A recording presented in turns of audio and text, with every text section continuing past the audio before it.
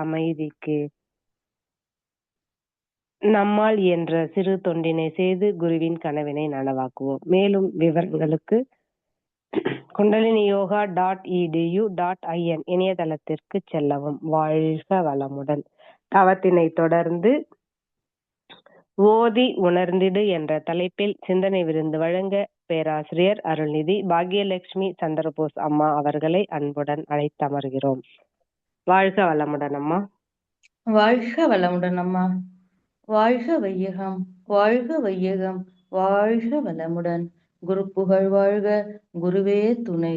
அனைவருக்கும் மாலை வணக்கமும் வாழ்க வளமுடன் வாழ்த்துக்களும். இன்று நமக்கு அருமையானதொரு பஞ்சேந்திரிய தவத்தை பேராசிரியர் நாகராணி புருஷோத்தமன் நம்ம அவர்கள் நமக்காக நடத்தி கொடுத்தார்கள். மதிப்பிற்கும் மரியாதைக்கும் உரிய நமது பேராசிரியரை நாம் அனைவரும் வாழ்த்துவோம். பேராசிரியர் நாகராணி அம்மா அவர்களும் அவர்தம் அன்பு குடும்பமும் அருட்பேராற்றல் கருணையினால் உடல் நலம், நீலாயுள், நிறை செல்வம், உயர் புகழ், மெய்ஞானம் ஓங்கி வாழ்க வளமுடன், வாழ்க வளமுடன், வாழ்க வளமுடன், வாழ்க வளமுடன். இன்று நமக்கு கொடுக்கப்பட்ட தலைப்பு ஓதி உணர்ந்திடு. இந்த தலைப்பினை குரு பிரான் சூக்குமமாக நம்முடன் இருந்து நல்ல முறையில் இந்த சிந்தனையை தருவதற்கு துணை நிற்பாராக என்று சங்கல்பித்துக் கொண்டு உரையை தொடங்குவோம். ஓதி உணர்ந்திடு. ஓதி உணர்ந்திடு என்பது படித்து அதன் உண்மையான பொருளை உணர்ந்து செயல்படுவதை குறிக்கும். இந்த வாசகமானது பல ஞான நூல்களை கற்று அதன் மூலம் மெய்யறிவை அடைந்து பிறருக்கு உரைத்து அறநெறியில் வாழ வலியுறுத்தும் பக்குவப்பட்ட நிலையை குறிப்பதாகும்.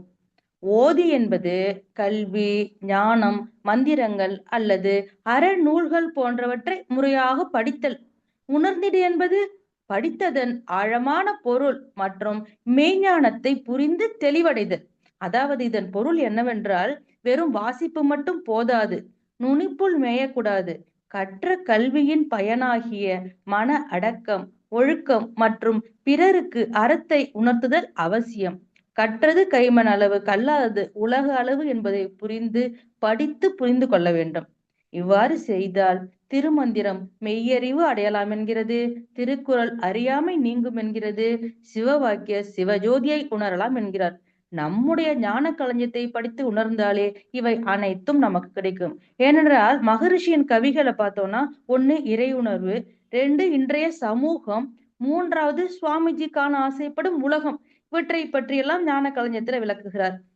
இந்த மனித பிறவியானது தொடங்கி கிட்டத்தட்ட 20 லட்சம் ஆண்டுகள் ஆயிடுச்சுன்னு சொல்றாங்க. மனிதன் தோன்றினான், வாழத் தொடங்கினான், இயற்கை வளங்களை அனுபவித்தான். அறிவின் கூர்மை, கலைத்திறனை கொண்டு உருமாற்றியும் அழகுபடுத்தியும் வாழ்வை வளப்படுத்தி கொண்டான். நம்ம மகரிஷி கூட சொல்லுவாங்க இல்லையா, கருங்கல்லை மெருகிட்டு முகத்தை பார்க்கும் கண்ணாடி போலாக்கும் திறமை கண்டோம். அதாவது மார்பிள் எல்லாம் இப்ப கருங்கல்ல மெருகு போட்டு மார்பிள் ஆக்கிட்டாங்க, பளபளன்னு கண்ணாடி மாதிரி ஆக்கிட்டாங்க. இரும்பு ஆகாயத்திலே பறக்க எளிதாகிவிட்டது நம் ஆற்றல் மீறி. இப்ப ஆகாயத்துல இரும்பு ஏரோப்ளேன் பறக்குது. இதெல்லாம் இன்னைக்கு ரொம்ப ஈஸி ஆயிடுச்சு. தான் பெற்ற சந்தோஷத்தை பிறருக்கு எடுத்துரைக்கும் ஆர்வம் பெருகியது. இந்த ஆர்வமே பேச்சாக, எழுத்தாக, கவியாக, செயலாக மலர்ந்தது. இது பல ஞானிகளையும் உருவாக்கியுள்ளது. நான் முடிந்தவரை ஞான களஞ்சியத்தை இன்று பயன்படுத்திக் கொள்ளலாம் என்று இருக்கிறேன். உயர்ந்த மலைகளில் உருவாகும் பனிக்கட்டிகள் உருகி நீரோடைகளாகி தாவரங்களை செழிப்படைய செய்தும் குடிநீராகவும் பயன்படும். இவையே ஜீவநதிகள் என்று நாம் சொல்கிறோம். மழை பெய்யாத காலத்திலும் மக்களுக்கு பயன் தரும் இவைகள். அந்த ஜீவநதி மாதிரியான ஜீவ கவிதான் நம் மகரிஷி. நமக்கு அறிவில் விளக்கம் தேவைப்படும் போது அவர் நம் முன் நிற்பார். மகரிஷிக்கு 7 வயசுலயே ஆன்மீக சிந்தனை ஏற்பட்டு விட்டது. அவரது தந்தையார் ஒரு கவியை மனப்பாடம் பண்ண சொல்லியிருக்கிறார். ஒருவனே தெய்வம் அல்லால் வேறே இல்லை, உயிரெல்லாம் ஒன்றாமே உற்று பார்த்தால் அப்படிங்கிற ஒரு பெரிய கவி. அந்த 2 பொருட்களை பற்றி அந்த கவியில அவர் நினைச்சு சிந்தனையில ஆழ்ந்திருந்தேன் என்கிறார். ஒருவனே தெய்வம், உயிர் எல்லாம் ஒன்றே. நிறைய பேர்கிட்ட நான் எக்ஸ்பிளனேஷன் கேட்டேன், எனக்கு கிடைக்கல அப்படிங்கிறார். கடைசியாதான் நான் தெரிஞ்சுக்கிட்டேன்னு மகரிஷி சொல்றாங்க. உண்மையான பொருள் என்னன்னா, பரம்பொருள் அல்லது இறைவன் ஒருவனே, அவனை தவிர உண்மையான தெய்வம் வேறு இல்லை அப்படிங்கிற அத்வைத தத்துவம் தான் கடைசியா நான் புரிஞ்சுக்கிட்டேன்னு சொல்றார். திருமூலர் சொன்னார் இல்லையா, ஒன்றே குலம் ஒருவனே தேவன்னு. திருமந்திரம் சொல்கிறது, சீவனார் சிவனை அறிந்த பின் சிவமாகவே மாறிவிடுகிறார் என்றும் மெய்யுணர்ந்தோர் தம்மில் சிவம் இருப்பதை ஒருபோதும் மறவார். சீவன் மற்றும் சிவம் வேறு வேறு அல்ல, இரண்டும் ஒன்றாய் கலந்திருப்பவை. சீவனார் தன்னிடம் உள்ள சிவனை அறியும் வரை சீவனாகவும், அறிந்த பின் சிவனாகவும் இருப்பார். தன்னை சிவமாகவே உணரும் உயர்ந்த நிலையே சிவன் சீவன் நிலை அப்படின்னு திருமந்திரம் சொல்லுது. இந்த அத்வைத கொள்கை நம்ம மகரிஷி ஓதி உணர்ந்து மிக எளிமையாக நமக்கு விளக்குகிறார். புத்தகம் போய் மக்கள் பெற்றும், அதாவது மாமியார் வீடு போய் குழந்தை பெற்றாலும் பிறந்த அகம் மறவாள் போல், பிறந்த வீட்டை மறக்காத பெண் இருப்பாங்க இல்லையா, அந்த மாதிரி சிக்கல் உள்ள வாழ்க்கையிலும் சிவன் சீவன் நிலை மறவேன் அப்படின்னு ரொம்ப ஈஸியா ஒரு நடைமுறை வாழ்க்கையோடு நமக்கு எளிமையாக மகர்ஷி விளக்கி இருக்கிறாங்க. மகரிஷி வள்ளல் பெருமானை பின்பற்றி வந்தவர். வள்ளலார் விக்கிரக வழிபாட்டை கடந்து உருவ அருவ நிலைக்கு அப்பாற்பட்ட ஒரு புதிய வழிபாட்டை ஜோதி வழிபாடாக பிரபலப்படுத்தினார். அதே மாதிரி நம்ம அறிவு திருக்கோயில விக்கிரகமற்ற அருவுருவ ஜோதியைத்தான் நாம தரிசிக்கின்றோம். அறிவை வணங்குகின்ற பக்குவத்தை நாம் பெற வேண்டும் என்று மகர்ஷி நினைத்தார். மகரிஷி அவர்கள் உணர்ந்து ஓதியதை நாம் அனைவரும் நினைவில் கொள்ள வேண்டும். நான் மணவாள கலைக்கு வந்த புதுசுல என்னோட ஆர்வ கோளாறுல என்ன செய்வேன்னா, வீட்டுல எல்லா சாமிக்கும் தீபாவளி காட்டுறப்ப மகரிஷிக்கும் மறக்காம காட்டுவேன். அவருக்கு பொட்டு வச்சு பூ வச்சு வழிபட்டு எல்லாம் வந்திருக்கேன். அதுக்கு பிறகுதான் எனக்கு அந்த விளக்கமே ஏற்பட்டது. திருக்குறள்ல பார்த்தோம்னா 834வது குறள், ஓதி உணர்ந்தும் பிறர் குறைத்தும் தானடங்கா பேதையின் பேதையார் இல் அப்படின்னு ஒரு குறள் இருக்குது. அதாவது ஆசிரியர்கள் படித்ததை அல்ல, தான் கற்றதை உணர்ந்து உணர்ந்தவாறே பிறருக்கு போதித்து அதன்படி நடக்காமல் இருப்பது. அதாவது உணர்ந்தவங்க பிறருக்கு டீச் பண்ணும்போது தான் என்ற அகங்காரம் அடங்குகின்றது. கல்வியின் நோக்கமே நீ எவ்வளவு பெரிய ஆள்னு தெரிஞ்சுக்கிறது இல்ல, நீ எவ்வளவு சின்ன ஆள்னு தெரிஞ்சுக்கிறது. தான் கற்றதை ஆசிரியர்கள் உணர்ந்து அதன்படி நடக்காமல் இருந்தால் பேதையின் பேதையார் இல், உன்னை விட ஒரு முட்டாள் இல்லை என்று திருவள்ளுவர் கூறுகிறார். ஃபார் எக்ஸாம்பிள், நம்ம உடற்பயிற்சி செய்யணும், தாவம் காயக்கல்பம் உடற்பயிற்சி எல்லாம் செய்யணும்னு அன்பர்களுக்கு உணர்த்தும் ஆசிரியர்கள் தான் கடைபிடிக்காமல் இருக்கும்போது அறிவிலியை விட கீழ்த்தரமானவன் என்று கூறுகிறார். முதலில் நாம் மற்றவருக்கு அறிவுரை கூறுவதற்கு முன் அதை நாம் பின்பற்ற வேண்டும். மகர்ஷி என்னங்க காணிக்கையா கேட்டாரு? நம்மோட உடல் நலத்தை தானே கேட்டாரு. நீங்க எந்த காணிக்கையும் வேணாம், நீங்க நல்லா இருந்தா போது, உடல் நலத்தோட எக்ஸசைஸ் எல்லாம் பண்ணி உடல் நலத்தை எனக்கு காணிக்கையா கொடுங்கன்னு தானே கேட்டாரு. அந்த மாதிரி அதை ஓதி உணர்ந்தால்தான் நம்மால் அதை ஸ்ட்ரிக்டா ஃபாலோ பண்ண முடியும். அது மாதிரிதான் இரண்டொழுக்க பண்பாடும். டெய்லி நம்ம தவம் பண்றப்ப, நான் எனது வாழ்நாளில் யாருடைய உடலுக்கும் மனதுக்கும் துன்பம் தரமாட்டேன், துன்பப்படுவோருக்கு என்னால் உன்ன உதவிகளை செய்வேன், இதை ஒவ்வொரு முறை சொல்லும் போதும் நாம நிறுத்தி நிதானமாக நம் மனதில் பதிய வைத்துக் கொண்டால்தான் நம்மை அறியாமல் கூட நாம் தவறு செய்ய மாட்டோம். உணர்ந்து அதற்கு உள்ள மரியாதையோடு நாம் பின்பற்றினால் பசுமரத்தாணி போல் நம்மளோட மனசுல பதிஞ்சிரும். எந்த ஒரு விஷயத்தையுமே நம்ம உணர்ந்து செஞ்சோம்னா நம்ம மனசுல அது அப்படியே பதிஞ்சிரும். அது மாதிரிதான் லாஸ்ட் வீக் நான் என்னோட நேட்டிவ் பிளேஸ் போனேன், தஞ்சாவூர் டிஸ்ட்ரிக்ட், தமிழ்நாட்டோட நெற்களஞ்சியம் சொல்லுவாங்க இல்லையா. ஆனா இன்னைக்கு அந்த மாதிரிலாம் நிலைமை இல்லை. பல விவசாயிகள் தான் பிள்ளைகளாவது நல்லா இருக்கட்டும்னு வெளியூருக்கு அனுப்பிச்சு வச்சுட்டாங்க. முன்னாடி எல்லாம் கல்யாண பத்திரிகை பார்த்தோம்னா பெருநில கிழாருன்னு போட்டுக்குவாங்க. இப்ப அவ்வளவு லேண்டும் இல்ல, வருமானமும் இல்ல. விவசாயத்தில் பெரிய வருமானமே இன்று இருப்பதில்லை. நம் நாட்டின் முதுகெலும்பே விவசாயம் தான் நம்ம புக்ல எல்லாம் படிச்சிருக்கோம். பல விவசாயிகளும் அதை ஆனா புனிதமா தான் நினைச்சுக்கிட்டு இருக்காங்க. இப்ப நான் ஊருக்கு போயிருந்தப்ப எல்லாருமே 5 மணிக்கு முன்னாடி குளிச்சு அந்த கொட்டுற பணியில போய் புது நெல்லு கதிர் அறுத்து எடுத்துட்டு வந்தாங்க. இந்த சீனெல்லாம் பார்த்து எனக்கு கிட்டத்தட்ட ஒரு 30 வருஷம் ஆச்சு. ரொம்ப சந்தோஷமா இருந்துச்சு. அந்த புது கதிர் அறுத்து அதை கசக்கி பொங்கல் வச்சு பயபக்தியோட சாமி கும்பிடுறாங்க. அவங்க எல்லாருமே வேற வேற ஜாப்ல இருக்காங்க, வேற லாபம் தர்ற வேற பிசினஸ் எல்லாம் பண்ணிட்டு இருக்காங்க. இன்ஃபேக்ட் விவசாயத்துல பெரிய லாபமே இல்லை, இருந்தாலும் இதை மட்டும் புனிதமாக செய்கிறார்கள். அது ஏன்னா அவங்க அப்படியே ரத்தத்துல அது ஊறி வந்திருக்குது. நம்ம இதை புனிதமாக அந்த விவசாயத்தை அவங்க நினைச்சுக்கிட்டு இருக்காங்க. எனக்கு கூட சின்ன வயசுல இருந்து ஒரு பழக்கம். இன்னைக்கு கூட ரேஷன் கடைக்கெல்லாம் போனாக்கா எல்லாரும் செப்பல் போட்டிருப்பாங்க, நான் கண்டிப்பா அதை கழட்டி வெளில விட்டுட்டு தான் போவேன். என்னால அரிசியில செப்பல் பட்டதுன்னா எனக்கு ரொம்ப கஷ்டமா இருக்கும். அதை அந்த சின்ன வயசுலயே எனக்கு அதுலயே இருந்ததுனால என்னன்னு தெரியல, எனக்கு இன்னும் மாத்திக்கவே முடியல. நம்ம மகரிஷி சொல்லுவாங்களே, உணவு, உடை, வீடு என்ற 3ஐ தோற்றும் உழைப்பாளரே முதல்வர் சமுதாயத்தில் அப்படின்னு மகரிஷி சொல்றாங்க. அதை நம்ம ஏத்துக்கதானே வேணும். அடுத்து பார்த்தா நம்ம மகர்ஷி என்ன சொல்றாங்கன்னா, நமக்கு எல்லாருக்கும் தெரிஞ்ச கவி, ஈஸியா நான் எல்லாத்துக்கும் யூஸ் பண்ணிக்கிற கவி.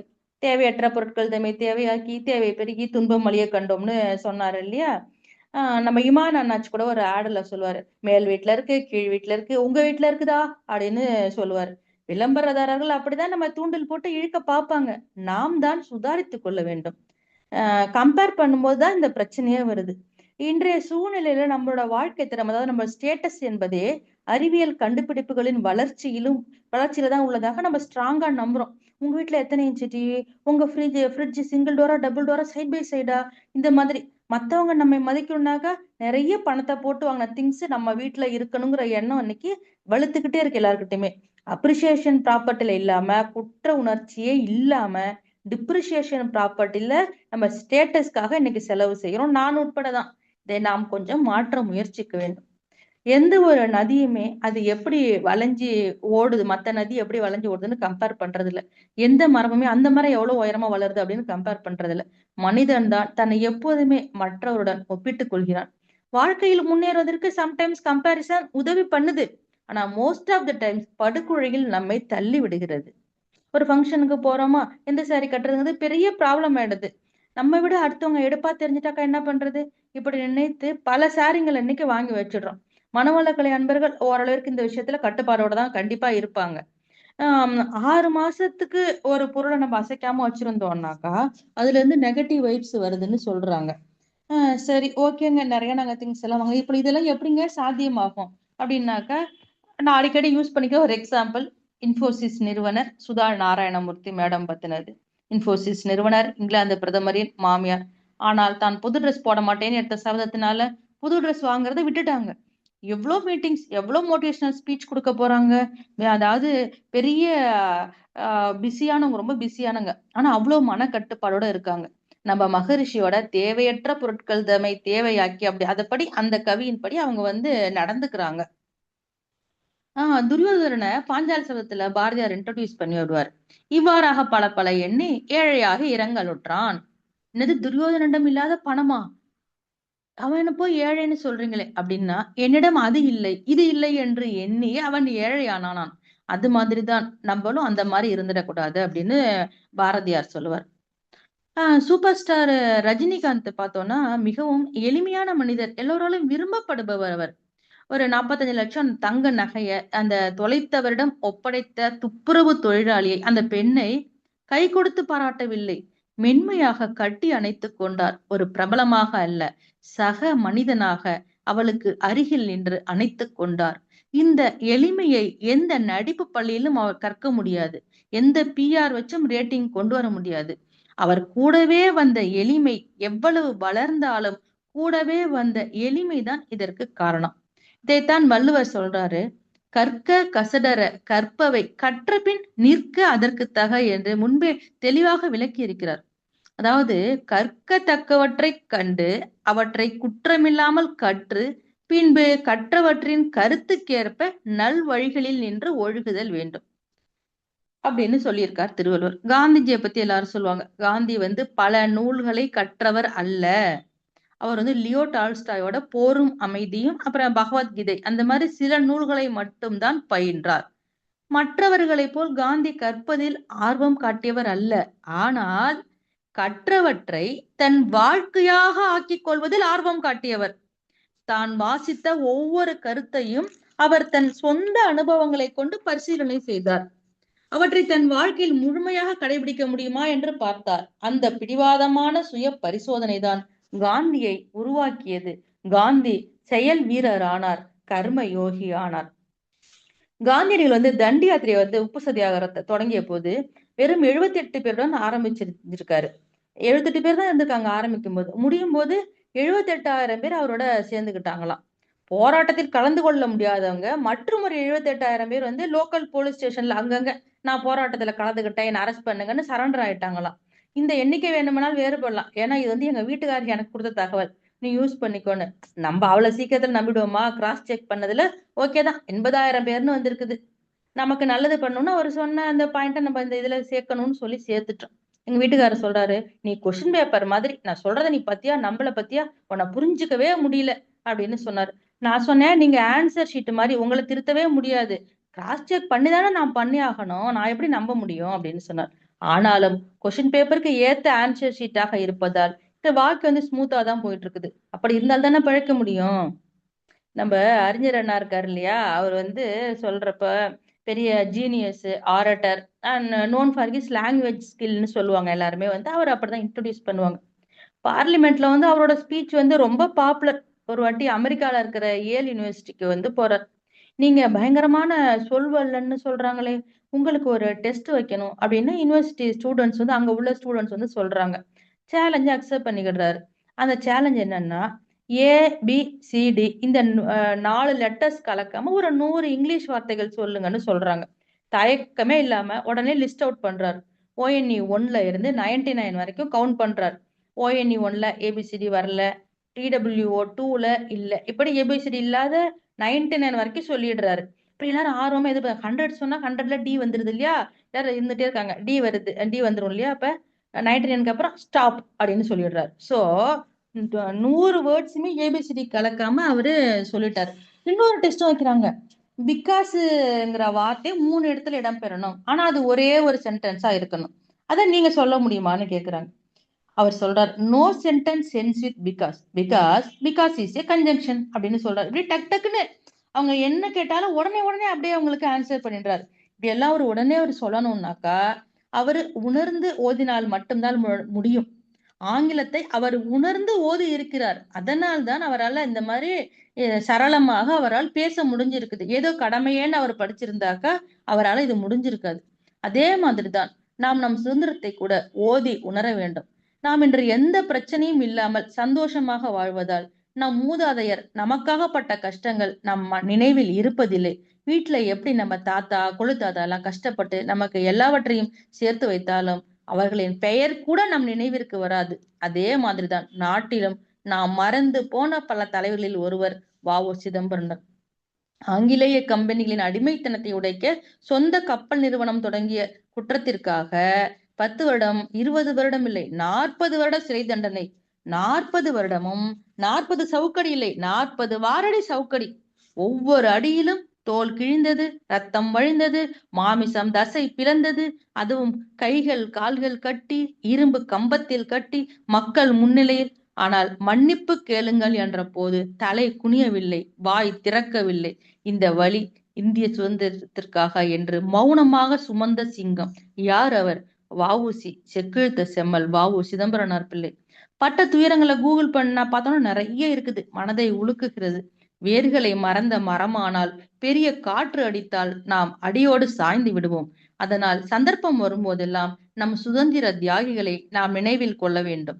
கப்பலோட்டிய தமிழ் அப்படின்லாம் கூட ஒரு திரைப்படம் வந்திருக்குது. இந்த சினிமா டைரக்டர்ஸ் எல்லாம் மனசு வச்சா கூட இது கொஞ்சம் ஈஸியா அவங்களோட நினைவில் நம்மளால வச்சுக்க முடியும்னு நினைக்கிறேன். இந்த பாரதியாரோட பல சொல்லாடல்கள் வந்து திரைப்பட தலைப்புகளா வந்திருக்குது. மனதில் உறுதி வேண்டும், ரௌத்ரம், அச்சமில்லை அச்சமில்லை, நிமிர்ந்து நெல், நேர்கொண்ட பார்வை, இப்படி நிறைய வந்திருக்குது. இது மாதிரி எல்லாம் வந்து அவங்க பண்ணினாக்கா நமக்கும் வந்துட்டு இத மறக்காம நம்ம நினைவில் வச்சுக்கிறதுக்கு ஈஸியா இருக்கும். ஏன் திருமூலர் சொன்னார் இல்லையா, ஒன்றே குலம் ஒருவனை தேவன். அந்த எம்ஜிஆர் காலத்துல ஒரு பாட்டு வரும் இல்லையா, ஒன்றே குலம் என்று பாடுவோம்னு வரும். சிவாஜி கூட ஒரு பாட்டு வருமே, இந்திய நாடு என் நாடு, இந்தியர் என்பது என் பேருன்னு வரும் இல்லையா. இதெல்லாம் இவங்க மனசு வச்சா கிட்ட கொஞ்சம் ஈஸியா கூட இதெல்லாம் நமக்கு கிடைக்கும். எல்லார் மனசுலயும் அது நீங்காம நல்ல கருத்துக்கள் வலுக்கிறதுக்கு சான்ஸ் இருக்கு. அதே மாதிரிதான் இந்த தியாகிகளை நம்ம மறக்காம கொண்டு சொன்னோம் இல்லையா, நம்ம வீட்டுல கூட சில தியாகிகள் இருப்பார்கள். கேட்ட உடனே கார் வாங்கி தர்ற கணவனை விட கேட்டவுடன் பாத்திரம் கழுவி தரும் கணவன் கிடைப்பதே வரம் என்பதை உணர்ந்து நாம் அவர்களை மதிக்க வேண்டும். இந்த மாதிரிலாம் வந்து ஓதி உணர்ந்தால்தான் நம் வாழ்க்கையும் எளிதாகும். ஒரு இவர் இருக்காரு இல்லையா, உலக புகழ்பெற்ற தமிழ் இயற்பியலாளர் சர் சி.வி. ராமன். அவரோட லேப்ல வந்து ஒர்க் பண்றதுக்காக ஆளு செலக்ட் பண்றதுக்கு இன்டர்வியூ வைக்கிறார். நிறைய பேர் வந்திருக்காங்க. செலக்ட் பண்ண ஆளுங்களை வச்சுக்கிட்டு செலக்ட் ஆகாதவங்களுக்கு போக்குவரத்து செலவு கொடுத்து அனுப்பிட்டாங்க. முடிச்சுட்டு ராமனையா வெளியில வர்றப்ப ஒரு பையன் வந்து வெளியில உட்கார்ந்துருக்கான். தம்பி, நீங்க செலக்ட் ஆயிட்டீங்களா? இல்ல சார். அப்புறம் ஏன்பா உட்கார்ந்துருக்கீங்க? எனக்கு போக வர 50 ரூபா தான் சார் ஆகும், ஆனா 75 ரூபாய் கொடுத்துட்டாங்க. அக்கௌண்டன்ட் வந்து சாப்பிட போயிருக்காரு. அவர் வந்தோன்னே அவர்ட்ட குடுத்துட்டு கிளம்பலான்னு சொல்லி நான் வெயிட் பண்றேன்னு சொன்னாராம். அந்த பையன் சொல்லியிருக்காரு. யூ ஆர் செலக்டட்னு சொல்லிட்டாராம் உடனே சர் சி வி ராமன். அவரோட பிஏ எல்லாம் சொல்றாங்களாம், சார் அவங்க பிசிக்ஸ் சரியாவே ஆன்சர் பண்ணலன்னு சொல்றாங்க. தேவையில்லை, பிசிக்ஸ நான் சொல்லி கொடுத்துக்கிறேன். அவன் பண்பாளனாக இருக்க வேண்டும், அதனால தான் நான் செலக்ட் பண்ணேன்னு சொன்னாராம். அவர்தான் சந்திரசேகர். பண்பாடும் நேர்மையும் முக்கியம் என்று சர் சி வி ராமன் உணர்ந்ததால் தான் சந்திரசேகரன் ஐயாவிற்கு வேலை கிடைத்தது. அவர் மாப்பிள்ளையாவும் ஆனார். யாதும் ஊரே யாவரும் கேளீர், கணியன் பூங்குன்றனாரின் வரிகள். எல்லா ஊர்களும் எனது ஊர், எல்லா மக்களும் என் உறவினர்கள். இப்படி ஒரு நினைவு நமக்கு வந்துவிட்டால் மகரிஷியின் கனவாகிய போரில்லா நல்லுலகமும் உலக சமாதானமும் விரைவில் ஏற்படும். எல்லா மக்களையும் சொந்த உறவினர்களாக நாம் கருதிவிட்டால் மகரிஷியின் கனவும் நிறைவேறிவிடும். அன்று நிலத்திற்காக சண்டையிட்டதால் தான் மகாபாரத போரும் வந்தது, முதல் உலக போர், இரண்டாம் உலக போர் எல்லாமே வந்தது. இதை நாம் உணர்ந்து ஓத வேண்டும். சேக்கிழார் பெரிய புராணத்துல சொல்லுவார், உலகெல்லாம் உணர்ந்து ஓதற்கரியவன்னு சொல்லுவார். எல்லா மகன்களும் உணர்ந்து வாழ்ன்னு சொல்றாங்க. ஆசிரியர்கள் உணர்ந்து படின்னு சொல்றாங்க. ஆசிரியர் எவ்வளவு உதாரணம் கொடுத்தாலும் மாணவன் உணரவில்லை என்றால் அதை புரிந்து கொள்ள முடியாது. ஒரு பெரிய கார் கம்பெனி இருக்குது. அந்த இன்ஜினியரால கூட சம்டைம்ஸ் காரோட ப்ராப்ளம சால்வ் பண்ண முடியாது. மெக்கானிக் வந்தாதான் சரி பண்ண முடியும். மெக்கானிக்ங்கிறவன் மெக்கானிக்கல் இன்ஜினியரிங்லாம் அவன் படிச்சிருக்க வேணாம். உணர்ந்து அவன் கத்துக்கிட்டதால அவனுக்கு இதெல்லாம் ஈஸியா இருக்கும். அந்த பிரச்சனையை சால்வ் பண்றது ரொம்ப ஈஸியா இருக்கும். யுஎஸ்ல ஒரு மந்திரி வந்து கார்ல போயிட்டு இருந்திருக்காரு. கார் வந்து பஞ்சர் ஆயிடுச்சு. எதிர்த்தாப்புல ஒருத்தர் சைக்கிள்ல வந்திருக்காரு. அவர்கிட்ட உனக்கு பஞ்சர் ஓட்ட தெரியுமான்னு கேட்டதும் தெரியும்னு சொல்லிட்டு பஞ்சர் ஓட்ட ஆரம்பிச்சிருக்கார். பஞ்சர் ஓட்டிட்டு அந்த சைக்கிள் வந்து ஒரு கூலியும் வாங்கிட்டாராம். அந்த சைக்கிள்காரர் கேக்குறாரு, உனக்கு அமெரிக்க ஜனாதிபதியை தெரியுமா? அந்த கார்ல வந்தவர் அந்த மந்திரி தெரியும்னு சொல்லியிருக்காரு. நேர்ல பாத்திருக்கீங்களா? இல்ல அப்படின்னு சொன்னாராம். நான் தான் அந்த அவருன்னு சொன்னார். நான் தான் அமெரிக்க ஜனாதிபதினு சொன்னார். ஆம், ஆப்ரஹாம் லிங்கன். சைக்கிள்ல வந்தது ஆப்ரஹாம் லிங்கன். அவர் தான் பஞ்சர் ஓட்டி கொடுத்திருக்காரு. அது மாதிரி எல்லாவற்றையும் பற்றி ஒரு பேசிக் நாலேஜ் நமக்கு வேண்டும். ஸ்கூல்ல பார்த்தோம்னா நமக்கு எல்லா சப்ஜெக்டும் இருக்கும். Tamil, English, maths, science, social science எல்லாத்த பத்தியும் ஒரு பேசிக் நாலேஜ் நமக்கு இருக்கும். அதே காலேஜ் வந்துட்டோம்னா ஏதாவது ஒரு சப்ஜெக்ட்ல ஸ்பெஷலைசேஷன், ஏதாவது ஒரு மேஜர் தானே எடுப்போம். ஃபார் எக்ஸாம்பிள், நான் ஏதோ ஒரு கோர்ஸ் எடுக்கிறேன்னு வச்சுங்க. இப்போ டாக்டர்னு வச்சுக்கோங்களேன், அவங்களுக்கும் மேத்ஸுக்கும் சம்பந்தமே இல்லைன்னு சொல்ல முடியுமா? நம்ம சின்ன வயசுல நான் மேத்ஸ் படிக்கலன்னு சொல்ல முடியும். அவங்க உணர்ந்து படிச்சிருந்தாங்கன்னா அது என்னைக்குமே அவங்க அது வரைக்கும் படிச்ச படிப்பு வந்து என்னைக்குமே மறக்காது.